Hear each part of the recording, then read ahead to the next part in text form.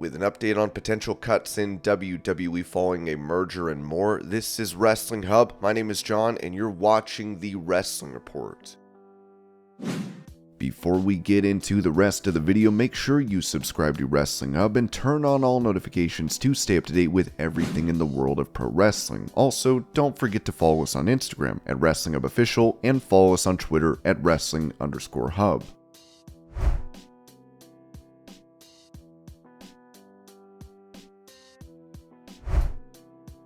Touching on the recent draft and brand split in WWE, Eric Bischoff mentioned his stint as executive director of SmackDown on his Strictly Business podcast. In 2019, I really didn't communicate much to Fox. I was overseeing the SmackDown brand for a cup of coffee, and as a result, all of my conversations were kind of focused on the brand. I didn't really have a lot of communication with the network. A little bit when it came to the brand. More as it related to promotions and things that we wanted to do leading up to the brand split, or the draft at that point. But it's interesting to say, what's the value of the brand split? I don't think there's a value in a brand split. I think it's a necessity. I guess the value, you could argue that the value is that you have two distinct brands. Therefore, you have two distinct television licensing opportunities. As in any television show, wrestling is no different. The quality of that show is oftentimes linked directly to the star power on it. In order to have two successful brands, when you have two major media companies vying for the rights, bidding for the rights for those brands, the value has to be there. But the networks look at the rosters, and that's the challenge. So it's not so much immediate value beyond the fact that you do have two separate brands that you can license, but it's a necessity in order to keep your television parties happy. And that's where it gets tricky because not all talent is created equal. You can have your roster set and feel really good about it, but if you have somebody emerge as the biggest star in the company, who gets that star? Both networks are going to want that star. And that's when it becomes tricky because you've got to keep your television partners happy. If you've got one star, star A, who's perceived to be and is a bigger star that gets better ratings perhaps, or by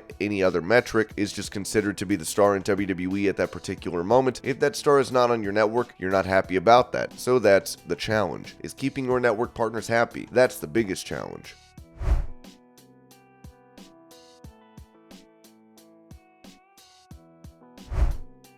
Noting changes that took place on Raw, Ringside News wrote that Fightful Select had posted a rundown of the show's planned format prior to the airing of the episode. However, it was reported that talent was handed a new format just before the show, implying that changes had been made. Upon reviewing the format posted by Fightful and comparing it to what happened on the show, it was discovered that the positioning of the World Heavyweight Championship Tournament three-way matches had been switched around. The original plan had been for Cody Rhodes to open the show with a promo, followed by his three-way match with The Miz and Finn Balor. The other three-way featuring Seth Rollins, Damian Priest, and Shinsuke Nakamura was set to take place after Otis versus Ali. However, during the show, the two three-ways were flipped, with Rollins taking place right after the Rhodes opening promo, and Rhodes three-way taking place after Otis versus Ali. The reasons for this change in plans are unclear, but it did allow for a confrontation between Rollins and Rhodes at the top of the stage when Rollins came out for his match. It also ensured that Rhodes appeared on TV at 9 p.m., which is typical for the biggest star on Raw.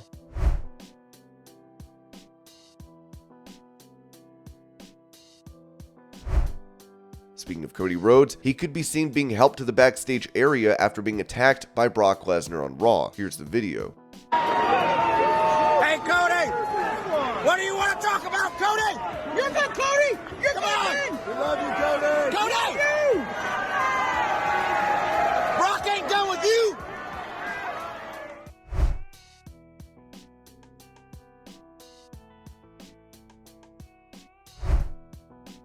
Speaking to Sports Illustrated, former AEW champion Jon Moxley brought up his history with Kenny Omega and his struggles with substance abuse. 4 years ago, a lot of people were ready to write me off. A lot of people thought I couldn't even measure up to Kenny. He was coming off that New Japan run, and he was the greatest wrestler of all time. I felt an immense amount of motivation. I felt like I'm going to show all you MFers I belong on the top. So Kenny has been pushing me since day one in AEW. Now I'm far better than I was then in 2019, especially now that I'm not scared of dying of a seizure in the ring. Substance abuse issues are never really over, but it's in the rear view. Mentally, physically, this is the best I've felt in a long time. Let's face the facts. I've got a lot of miles on my body. You only live once, and I don't take it easy. I've pushed myself to get everything I can out of my body. Mentally, I feel better than ever. Right now, never in my life have I given fewer F's about anything. I'll do whatever the F I want. I don't give a F. That may sound abstract, but it's a powerful thing.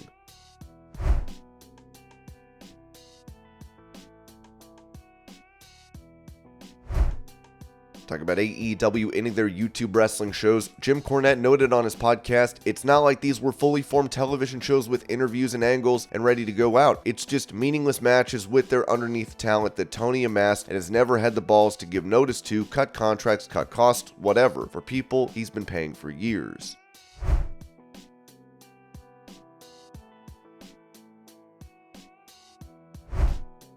For a quick reason as to why the Intercontinental Champion Gunther is not in the World Heavyweight Title Tournament, Boozer666 said, "He's on vacation, guy got married."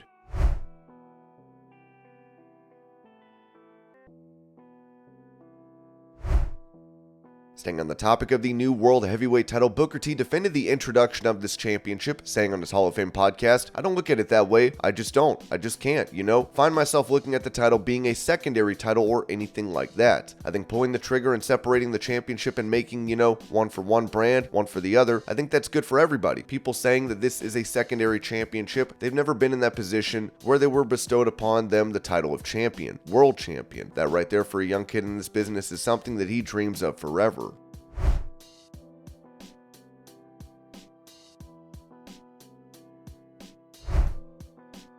Talking about possibly having an interaction with the Bloodline at some point, the son of Umaga, Zilla Fatu, told the Be Someone podcast, "It would just basically be me coming after the birthright of the table. Does that make sense? It's not going to be me fighting for the belt. It's going to be me fighting for the necklace. It's more to it though. Stay tuned, stay tuned. But yeah, it's just going to be the birthright. Me coming in and or that or just something along the lines with Ava Raine. That's Rock's daughter. Something along with her. She's in NXT. We're the same age. So they might have her in the, I know they're going to put her in the Bloodline eventually. But me, her, solo."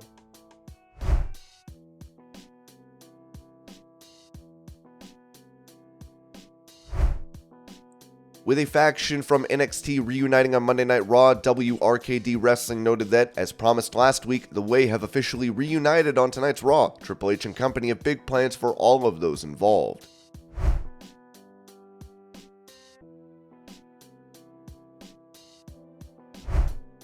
While Tommaso Ciampa has been out of action due to injury, Johnny Gargano hinted at the star making a return on Raw, as Dave Meltzer added on Wrestling Observer Radio, "Could be Ciampa. Yeah, they'd be good opponents for the tag team titles."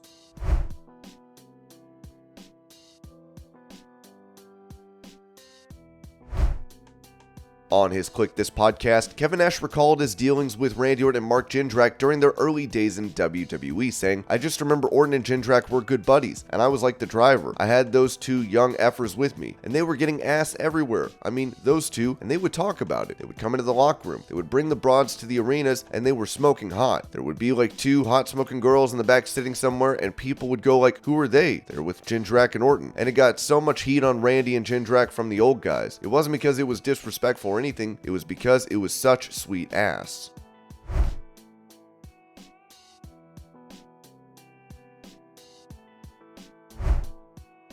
In a video uploaded to her Instagram, Becky Lynch can be seen confronting a production staff member over cutting off her music.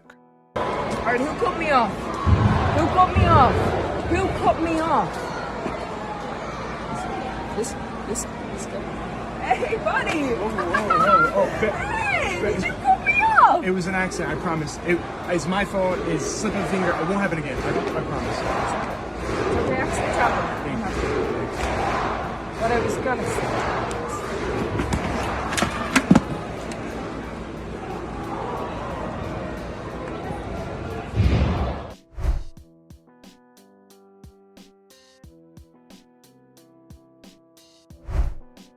When it comes to potential plans for an upcoming premium live event, Steve Carrier of Ringside News wrote, "WWE Money in the Bank is going down at London's O2 Arena on July 1st, but a rumor is going around that they already have a winner picked in LA Knight. We reached out about this and were told that there is a lot of time to change the direction or for someone to influence the direction from a variety of different angles. No definite decision about a Money in the Bank winner has been made yet, because it's simply too early to lock anything down."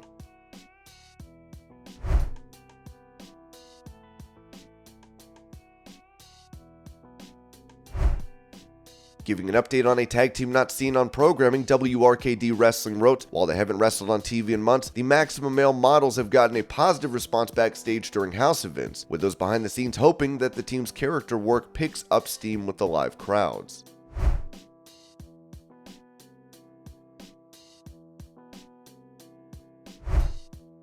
Speaking of those getting huge props backstage in WWE, PW Insider said there was a ton of praise internally for all the work Damian Priest has done in recent months to level himself up, culminating with the San Juan Street fight this past weekend. One source noted to PWInsider.com that he has to be seen as one of the top-level players in the company going forward. Priest is in the World Heavyweight Championship tournament that kicks off tonight.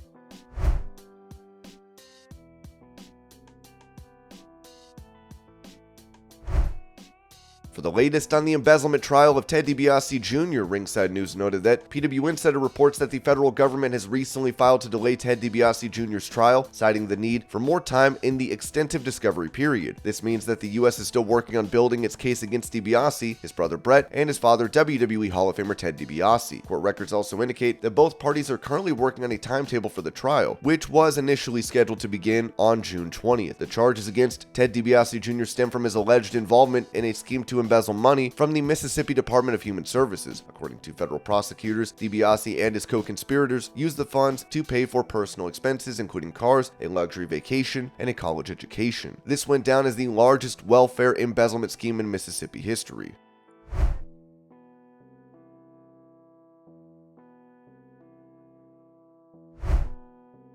During an interview with Captain's Corner, Ricky the Dragon Steamboat said this about AEW wanting to hire him. Believe this or not, I was already asked to come on board with AEW in the capacity of a road agent. No reflection on them, great company and everything. And don't get me wrong, the pay was going to be great, but I'm at a point in my life where I'm trying to get off the road.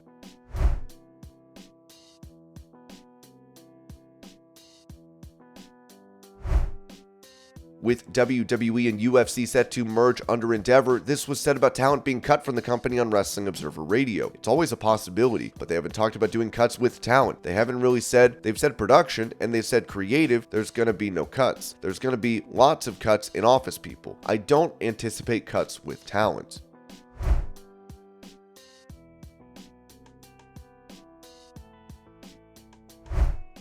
A video of Matt Riddle leaked during Raw last night as it shows the star spinning his genitals like a helicopter. It led to him trending on Twitter, with fans reacting negatively to unexpectedly seeing it on their timeline.